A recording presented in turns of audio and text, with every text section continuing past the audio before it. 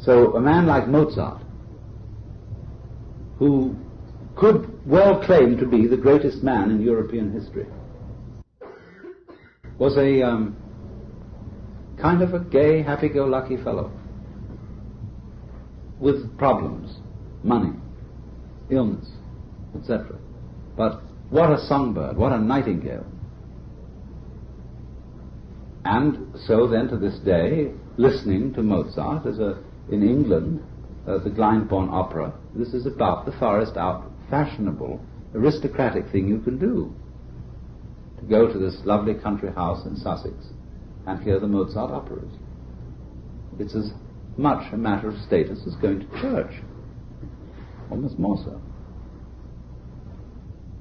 You should read, if you can get hold of it, an interview with George Harrison, one of the Beatles, in a recent issue of the East Village Other, where he explains the deep philosophy of music that they understand and follow.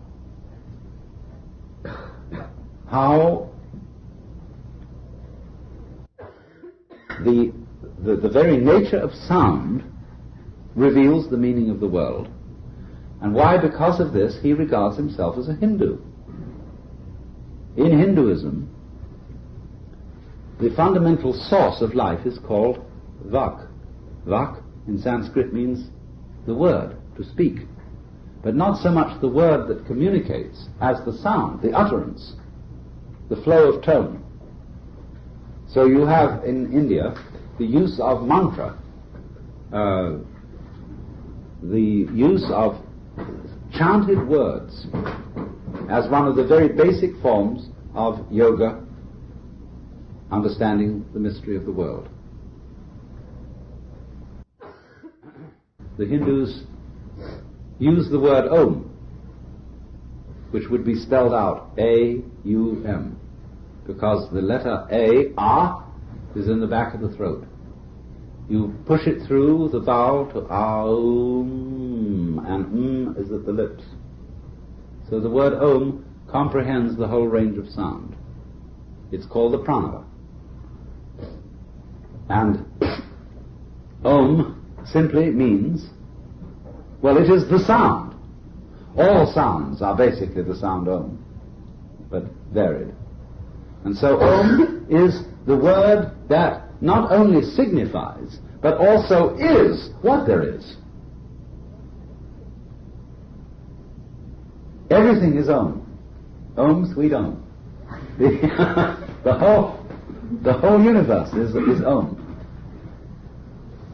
And so this is a very good word, because you can use it instead of God. God has all sorts of nasty associations attached to it.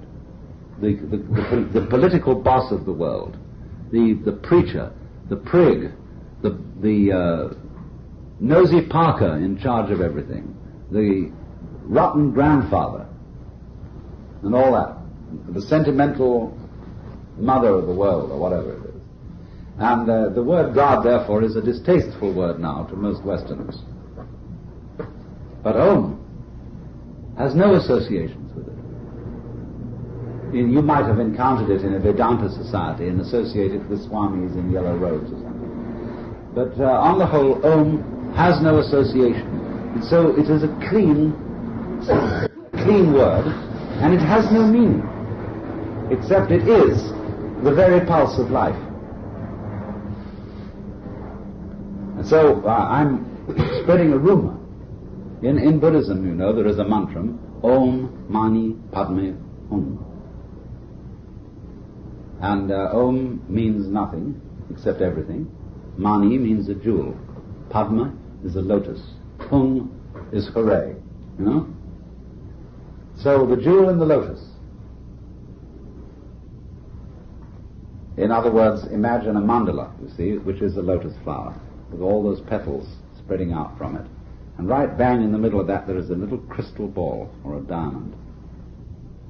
And you look into that, and it contains the reflection of everything. You see? You go way, way, way into that thing, down, down, down, down, you know? And that's the ultimate turn-on. So, Om, and at the end, hum, or H-U-M. You can say hum in English. Hum, hum, you hum. Now there's a new religion existing called hum. And this religion has no hierarchy, no organization, no doctrines whatsoever. No words. Only music and ritual. And we will find in a little while that hum is really what most people belong to. And but you can't pin it down. There is no address to write to. There's nothing to join. It's just something that people do, like they shave and brush their teeth and eat breakfast. So they hum. Well, now, it's very, very fascinating for purposes of understanding music as communication to look for a moment at fundamental differences between Western and Oriental music. Many Westerners listen to Oriental music. They have funny reactions. I know a very, very great musicologist who thoroughly understands the world of Bach and Beethoven and is one of the greatest scholars in music I've ever run into. But when to his ear, Hindu music is childish. And he sees no subtlety in it. He's quite deaf.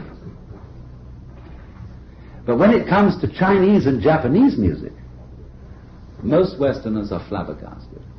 They can't make any sense of it at all, because it sounds as if somebody were making the most ridiculous noises. So when there's a Japanese no drama singer comes on,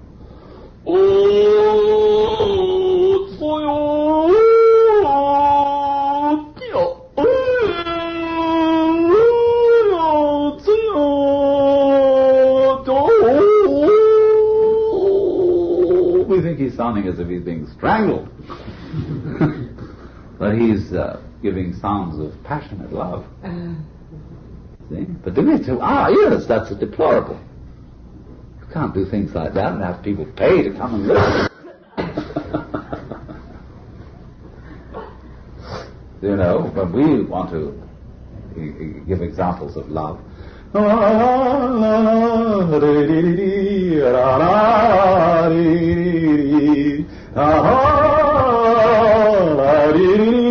etc., you know, and that feels that we really have said we're in love. The Emperor's Nightingale. Yeah. Now, talking of nightingales, do you know, this is apart from the seminar, this is just a little piece of information. Mockingbirds in California can do half of the routine of a nightingale. And the reason is that Respighi's The Birds has been played by people on their patios, and it has half of the routine of the nightingale in it, and the mockingbirds have picked it up. Yes, down in the south, yes. And I had an altercation with a mockingbird one night in Santa Barbara. It's very funny, you can whistle to them, and they will play back your whistle and do all sorts of funny things. They're wonderful to play with. But, well, you say, well, what's it all about?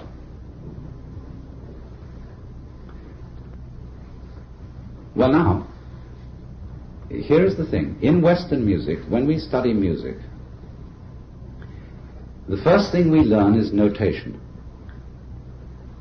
We have, most people begin with the piano, or at any rate some instrument, where the important thing is to be able to read the music and then do the stuff from the written paper. Now this limits you in a curious way, because our notation, first of all, is based on the chromatic scale. And secondly, it has fixed rhythmic intervals. You have, you see, your whole note, half note, quarter note, eighth note, 16th note. And you can change the value of those notes by dotting them to give them half their value. and you tend to write in bars, 4/4 time, 3/8, or whatever it may be.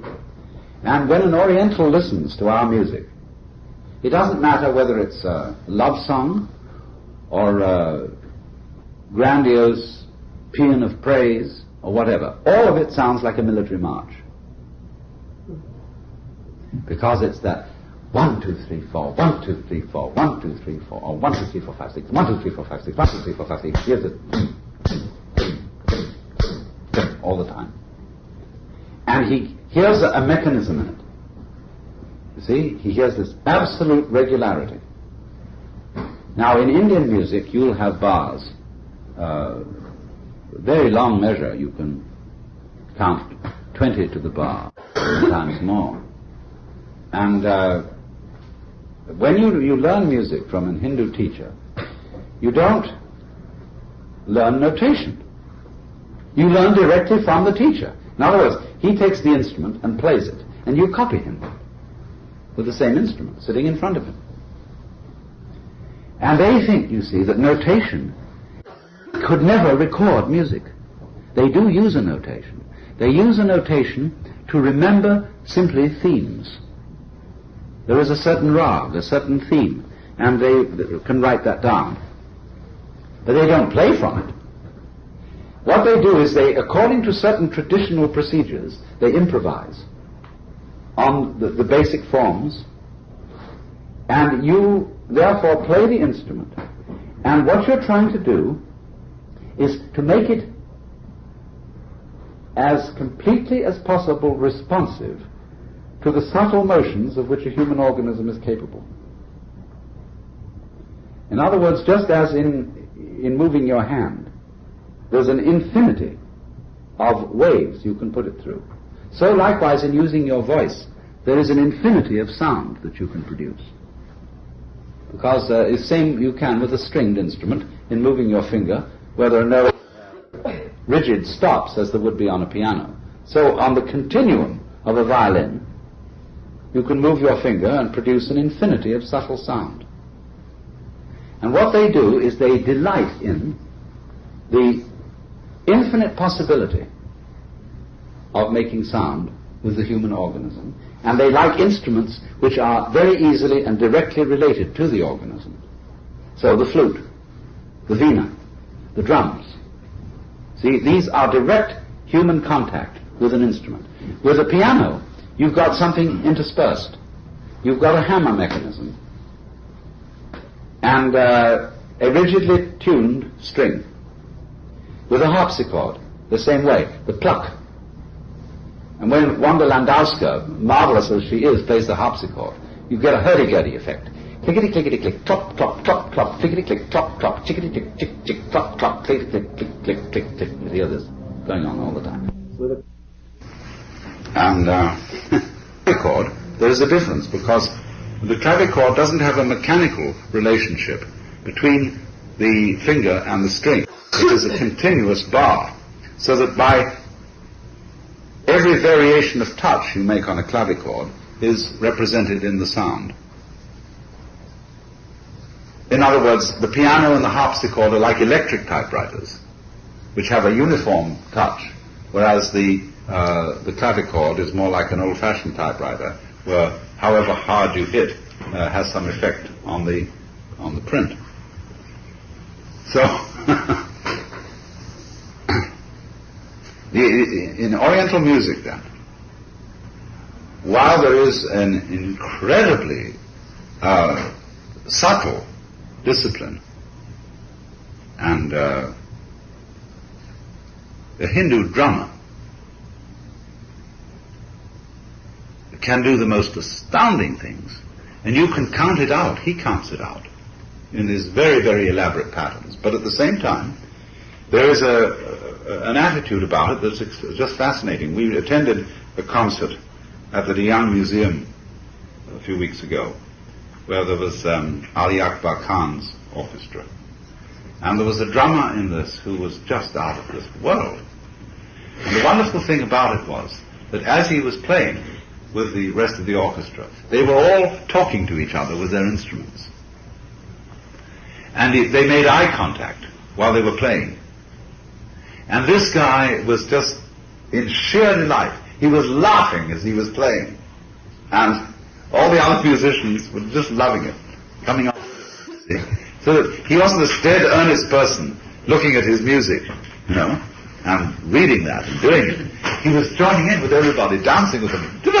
His fingers were like butterflies, hummingbirds, better to say, just vibrating in the most extraordinary way. Because it takes years and years and years to learn this. But he was really enjoying it. But what was he saying? They have a language for the drums, and they can speak a drum rhythm by using syllables like dit, di, dit, da, dit, di, dit, da, or din, meaning one kind of a hit, and din and thin.